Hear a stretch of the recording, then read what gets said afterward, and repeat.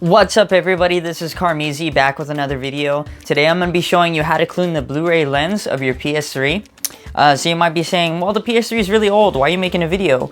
Well, because it's old, sometimes when things get older, they get dusty, they stop working.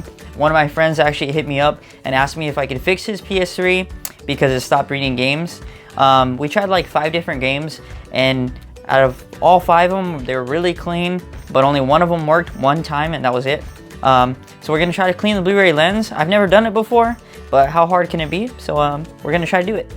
Alright guys, so 2 things we're going to need here. We're going to need a regular Phillips head screwdriver, and then for these bottom screws, it's actually a hex bit. It's one of them little star bits, but this one's a special one. That actually has a little nub on it, and that's to prevent you from taking it off. It's an actual security bit. Nintendo likes to use special screws and stuff.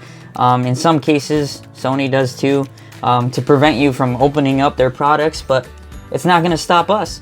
So before you go running to Home Depot to try to find one of these little bits, I was actually able to do it with a little screwdriver. I found the smallest one I had and it was able to fit right in, and I was able to get those out. So it might take you a little bit without the actual proper equipment, but it still can be done. So right off the bat, those little security screws are going to be these front ones right here. It's going to be 1, 2, 3, and 4. And then the rest of them are all going to be Phillips screws. You're going to have a little blue one right here under this little panel. And the rest of them are going to be these long screws. So I already took them out for you guys to make it quick and easy. But yeah, you're going to have 1, 2, 3, 4, 5, 6, 7, 8 screws right here. And 4 security screws at the bottom. This little nub thingy right here, it actually doesn't come off. There's no screw under it, so don't even worry about it. But yeah, you're gonna have to lift off these little panels, these little I don't know, these thingies, but you're gonna have to take those off to get to the screws. Once you have all the screws off, it should pop right open, so we're gonna go ahead and flip it over.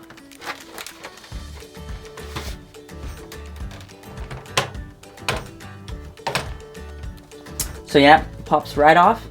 Yeah. And as you can see, this was really dusty. Got dust bunnies running all over the place. So yeah, all the dust bunnies contributing to us not being able to play games. Now I've seen a lot of videos where they want to dismantle the whole thing. They take off this back piece to get to the Blu-ray drive and all this kind of crazy stuff. But we're not going to do all that because you don't need to do all that. So we're going to go ahead and grab a screwdriver here. So we're going to grab a screwdriver, and it's just going to be the 2 screws on the back, one right here and one right here, and then one in the middle. And that's going to pop up and you're going to be able to access your Blu-ray drive. So we're going to take off this middle one. We got a side one on the right and another one on the left. And you won't have to unplug anything, disconnect anything. Just make sure you don't have your power cable connected, obviously. I don't want you guys getting hurt, but yeah. This one's still hanging on there. Still hanging on for life right there. So there we go. Pops right up, and we have our Blu-ray drive.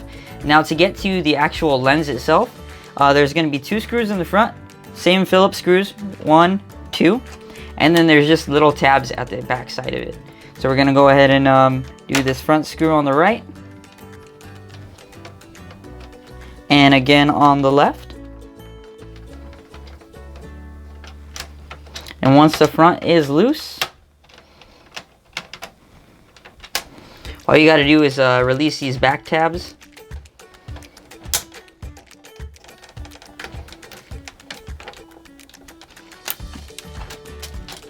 So there we go, we pop up this piece.